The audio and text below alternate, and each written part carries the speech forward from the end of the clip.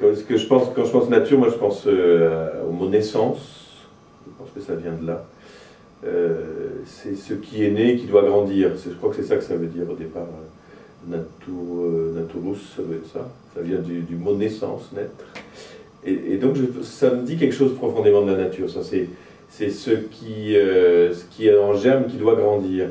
Et ça, c'est une certaine conception. C'est-à-dire que c'est une chose qui a une finalité. Et pour moi, c'est ça la nature. C'est toutes les réalités finalement que je peux rencontrer et qui se développent, qui grandissent selon leur fin, sur leur aboutissement, leur finalité, leur accomplissement. Alors bon, c'est peut-être assez théorique ce que je vous dis là, mais ça me fait penser à un autre mot, cette fois c'est plutôt en grec, c'est le mot bio, bios, la vie. Parce que s'il y a quelque chose qui se développe dans la nature, c'est pour aller vers cet accomplissement de vie. Alors je mets un troisième mot, le mot oikos, la maison, qui a donné le mot écologie, économie. C'est-à-dire que c'est quelque chose qui se développe pour aller vers un but, qui est plus de vie, et qui permette que la maison commune soit bien tenue ou puisse grandir. Voilà. Donc là, derrière ça, vous voyez, la nature, pour moi, c'est tout ce qui, dans l'environnement de la personne humaine, lui est donné pour pouvoir vivre cette croissance. Et du coup, il va y avoir notre regard de croyant, parce qu'il y a quand même ce regard de croyant, qui est là à l'origine en disant, tiens, il y a ce Dieu-là qui est à l'origine de la natura, de la naturus, de la naissance, et puis ce Dieu-là qui conduit les réalités vers leur accomplissement, vers leur fin, vers leur croissance complète, vers plus de vie et vers un bien commun. Voilà. Donc ça donne un cadre très général, mais je crois que c'est comme ça que Dieu, quand on dit que Dieu est créateur du monde, on dit ça. On dit que finalement, c'est celui qui va être à l'origine, il conduit toutes les choses à leur fin. Et la responsabilité de l'homme étant d'être, non pas dominateur, mais serviteur de cette fin-là. Donc ça donne tout à fait un regard sur les plantes, sur les animaux, sur les végétaux, sur tout ça. La nature, pour moi, n'étant pas que le végétal, c'est beaucoup plus. Finalement, c'est tout l'environnement humain qui est donné pour pouvoir permettre à l'homme de servir le bien commun. Alors, vous voyez, en disant ça suppose un certain respect du coup des choses. Un profond respect des choses, puisque elles sont toutes regardées en fonction de leur origine divine et de leur accomplissement divin. Donc on ne peut pas faire n'importe quoi avec ce qu'on reconnaît comme étant donné, comme étant nature. Il faut permettre aux choses d'aller à leur finalité, à leur terme. Par exemple, faire manger de la vache morte à des vaches, il y a quelque chose qui n'est pas tout à fait dans l'ordre de la nature. Donc vous voyez, c'est un certain regard qui met à distance aussi, en disant est-ce qu'on peut faire tout, est-ce qu'on veut avec la nature? Non.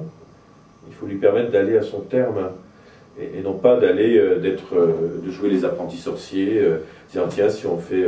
on n'est pas dans l'île du docteur Moreau où on va greffer des animaux avec des hommes, enfin, on peut faire n'importe quoi. On en a la capacité, mais on a aussi la responsabilité d'amener les choses à leur terme.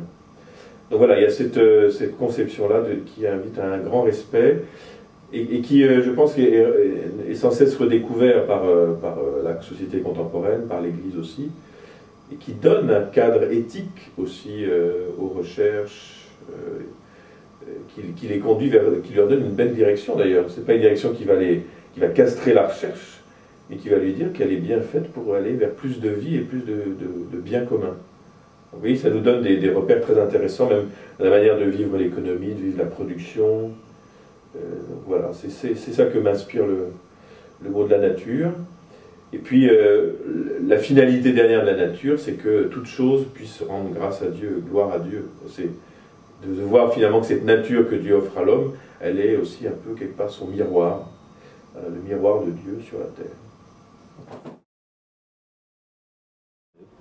Je vais vous dire d'où je pars. Je pars d'une personne qui aime lire la Bible. Et en regardant la Bible, on ne trouve pas beaucoup de mots en lien avec la nature. Or, toute conception, toute interprétation plutôt du texte biblique s'appuie sur des concepts philosophiques.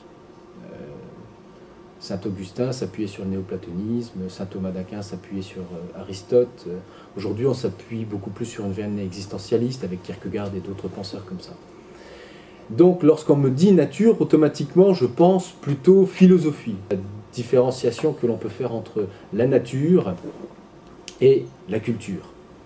Alors là, on a déjà un prisme, on a déjà une entrée possible pour réfléchir et essayer de faire dialoguer le concept de nature avec le concept de la Bible. Alors, lorsque l'on parle de nature, philosophiquement, on fait cette distinction avec la culture et automatiquement, une idée m'est venue en me disant ben, regarde Olivier, la nature c'est quoi? Alors la nature, est-ce que la nature d'un point de vue philosophique, c'est tout ce qui est inné, tout ce qui nous précède? Alors, si c'est cela, on pourrait imaginer, comme les anciens le faisaient, le monde naturel qui nous entoure, les arbres, etc. Alors, automatiquement, l'association d'idées qui m'est venue, c'est la création. Alors, y a-t-il une création comme ça, qui vient de manière spontanée? En regardant la Bible, jamais. Il n'y a jamais de création, pour utiliser un terme un peu latiniste, ex nihilo. Même dans la Genèse, Dieu qui crée le monde, qui crée la nature, qui crée les arbres, les fleurs, etc., l'eau, lorsqu'on prend le premier récit de création, il ne crée pas en partant de rien. Ça veut dire que la nature, la création, dans son concept naturel, ne part pas de rien. Il y a quelque chose qui nous précède. Quelque chose qui nous précède avant la nature. Ce qui reviendrait à dire qu'il n'y a pas grand-chose de naturel. On est beaucoup plus dans quelque chose de culturel, puisque tout est à créer, tout est à naître. Et lorsqu'on regarde l'étymologie du mot nature, c'est-à-dire de natura, qui est en train de naître. Donc la nature, c'est quelque chose qui est en train de naître, c'est quelque chose que nous pouvons construire finalement. J'aurais envie de me poser la question, qu'est-ce qui est réellement naturel? Qu'est-ce qui est réellement en lien avec la nature? Deuxième approche, les réformateurs ont souvent été réticents avec tout ce que l'on appelle la théologie naturelle. Dans le protestantisme, on préfère de loin se référer à ce qu'on appelle une théologie relationnelle, c'est-à-dire c'est une parole tout autre qui vient dans notre existence, qui vient dans nos vies, qui vient dans notre environnement général, transformer ce qui était et pour devenir. Et c'est plutôt cette approche-là que les réformateurs ont mis en exergue, donc la théologie naturelle, héritière de la scolastique, héritière de saint Thomas d'Aquin, les réformateurs se sont méfiés. Donc on peut se dire aussi dans nos débats actuels, est-ce qu'il y a une nature? Et est-ce que l'on peut justifier certaines positions en fonction de ce droit naturel, de cette nature qui préexisterait? Les protestants sont assez réticents par rapport à cette approche. Et ils se disent que si nous naissons d'une parole qui nous fait naître, si la création, la Genèse a existé quelque chose et que c'est une parole de Dieu qui ordonnance, qui met en ordre la création pour que ce soit un espace vivable, on peut se poser la question qu'il n'y a pas grand-chose de naturel et qu'au contraire, nous sommes beaucoup plus dans un acte culturel.